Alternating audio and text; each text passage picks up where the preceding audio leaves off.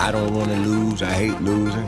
I know Tank hate losing. Lamont damn sure don't want to lose, so it's gonna make for a good fight, man. For a very, very big moment. What is your normal day-to-day like at this time of a camp? I'm also a night person, but I might go to sleep probably around like 3 to 4. Probably wake up probably like 11, get my run in.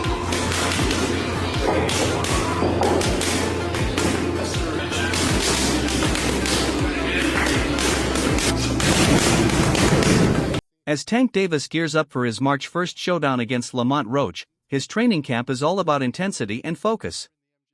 His coach, Calvin Ford, knows one thing for certain: Tank hates to lose. That relentless mindset fuels him through grueling sparring sessions, intense conditioning, and strategic film study. Every day in camp, he sharpens his power, speed, and ring IQ, refusing to take shortcuts. Ford sees the fire in his eyes, the hunger to dominate. With fight night fast approaching, Tank is locked in, determined to prove once again why he's one of the most electrifying fighters in the sport. I seen it. Better be ready, fam.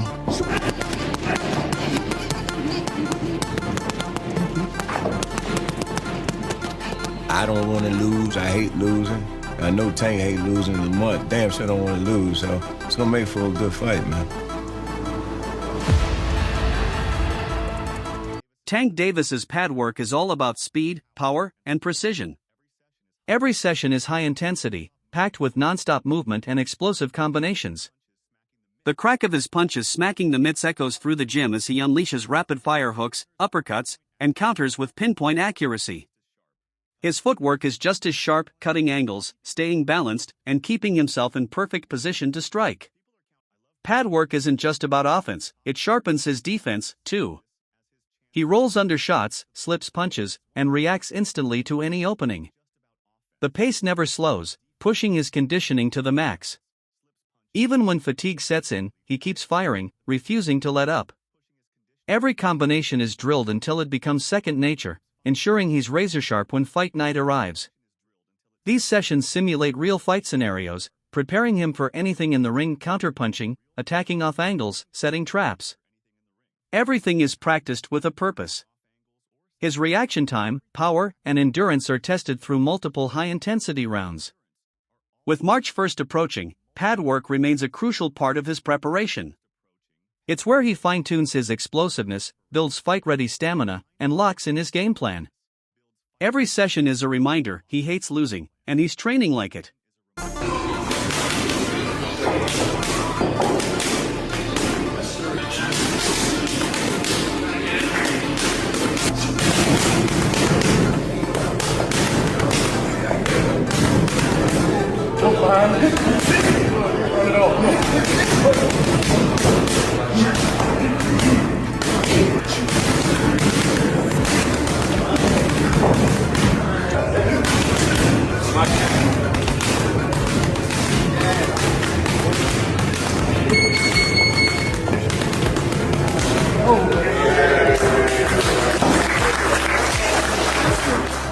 Tank Davis is pushing his body to the limit in training camp for his fight against Lamont Roach Jr. After intense workouts and hard-hitting pad sessions, he took a moment to get his back adjusted by a physiotherapist at the gym. The treatment helps relieve tension and keep his body in peak condition as he trains at full intensity. With non-stop sparring, strength training, and explosive drills, recovery is just as crucial as the work itself. This session is proof of how hard he's preparing. Every detail matters. As fight night approaches, he continues sharpening his power, speed, and endurance, making sure he's ready for anything in the ring. Lay back for me. Deep breath in. Out all the way.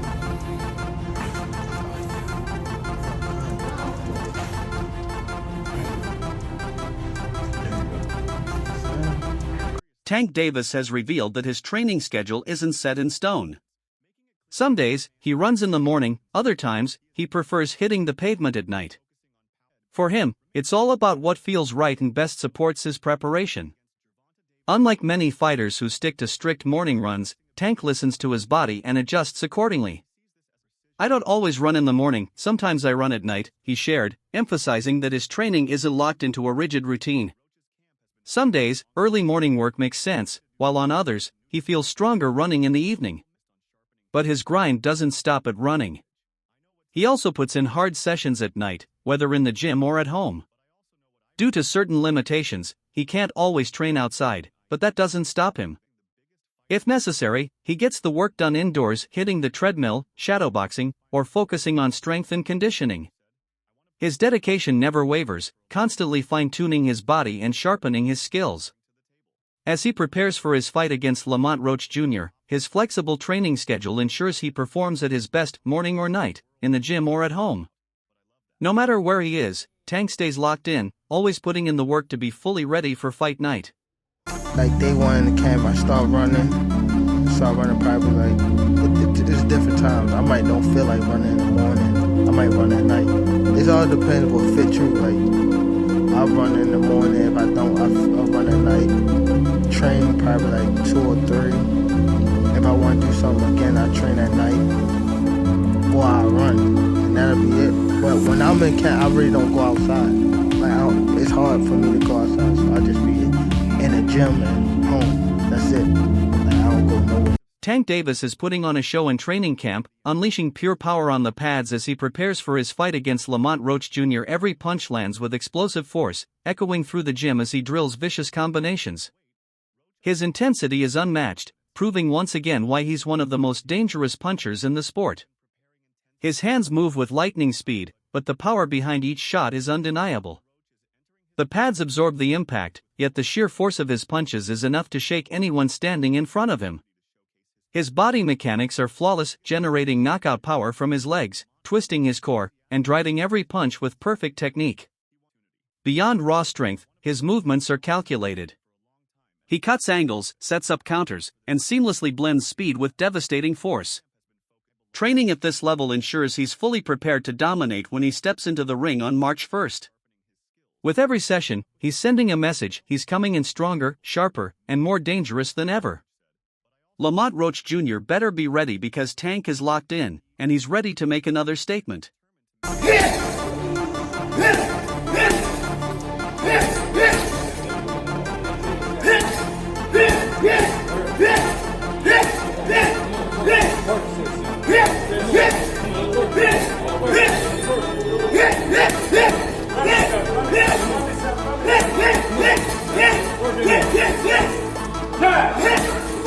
Tank Davis has tailored his training to match his natural rhythm, favoring late-night workouts over traditional early morning sessions.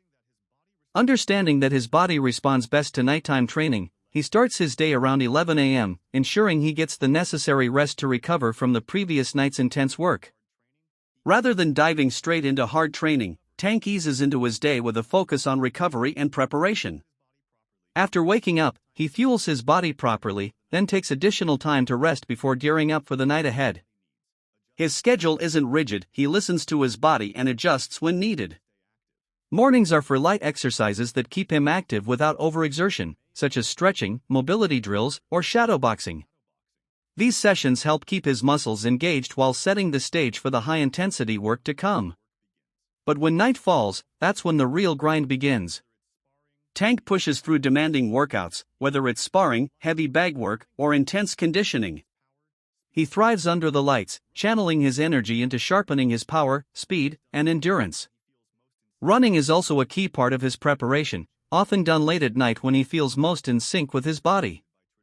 This customized approach allows him to maximize performance without being restricted by traditional training norms. Whether in the gym or at home, Tank stays disciplined, always prioritizing what makes him stronger. His ability to adapt and train at his peak times reflects the mindset of a true champion, focused, strategic, and fully committed to perfecting his craft ahead of fight night. For a very, very big moment, what is your normal day-to-day like at this time of a camp? I'm also a night person, but I might go to sleep probably around like 3 to 4, probably wake up probably like 11, get my run in, and then eat, probably lay back down, and then wake up probably like 6 or 7 and get my night workout in. Damn, so you're doing 2 a days at this point, running in the morning. Stephen A. Smith sits down with Tank Davis's trainer, Calvin Ford, to discuss the star boxer's journey and what makes him one of the best fighters in the world today. Smith recalls a defining moment in Tank's career when he faced an aggressive, relentless opponent who kept pressing forward like a pit bull. Despite the pressure, Tank's movement and boxing IQ shined, solidifying his place among the sports elite. Ford reflects on the moment he knew Tank was destined for greatness. When he told me to believe in him, Ford recalls. From a young age, Tank carried an unshakable confidence, a belief in himself that never wavered even as they both navigated life's challenges. Cruz. He was 25-0, and he fought that little dude, that little pit bull coming at him all the time. And I mean, the movement, the boxing skills, that to me was the moment that Gervonta Davis hit the scene, and I said, yo, this is one of the best fighters in the world. When did you know he was one of the best fighters in the world? When he told me to believe in him. And that's still here in my head today. Not as Gervonta Davis, as a grown man, as a kid. You know, we was going through our trials and tribulations and whatnot. He understand what I was going through to get him where he's trying to go at, where he's at today. He just said believe. And one of the main things that Mayor O'Malley put up throughout the Baltimore City was, it was black, had a black background, and the word was written, believe in white. Ford recalls a powerful message that once echoed through the streets of Baltimore, a black background with the word believe written in white. That belief, instilled in Tank from an early age, has fueled his journey to greatness. Now, Ford sees himself as a passenger, watching as Tank takes full control of his own destiny. We're in his car now, he's doing the driving, he says. O'Malley put up throughout the Baltimore City was, it was black, had a black background, and the word was written, believe in white. And when he said that to me, man, it just believed in him. And ever since, I've just been believing. And now we at this pinnacle of our life is we're in his car now, you know. He's doing the driving now, so I'm just waiting to look at the sights. You know, when you look at him right now, what is it about him that makes him so special at this moment in time when we see some of the great fighters out there? We were talking about Terrence Crawford. We've been talking about Canelo Alvarez. We've been talking a lot about David Benavidez, who was in the undercard leading into the main event this past Saturday night when Gervonta Davis fought and ultimately knocked out Frank Martin. When asked about Calvin Ford, Tank Davis immediately described him as a father figure. He emphasized that Ford, along with Kenny Ellis, played a crucial role in keeping his team in training camp together. Their leadership and guidance provided stability both inside and outside the gym. For Tank, Ford was more than just a trainer, he was a mentor who held everything together.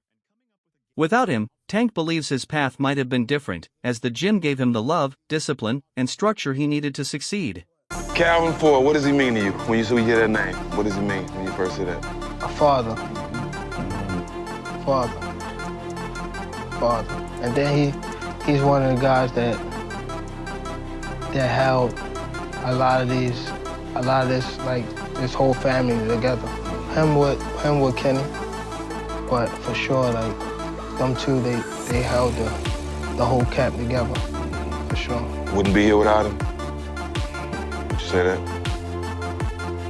Calvin? Yeah, I probably wouldn't be there. Just off of the fact of when I was coming to the gym, I was getting that love that I ain't have at home type stuff. So it was always like, Calvin, saying I walked through the gym, Calvin, like, looking for him type stuff. Tank Davis opened up about his mindset before fights, revealing how he handles nerves.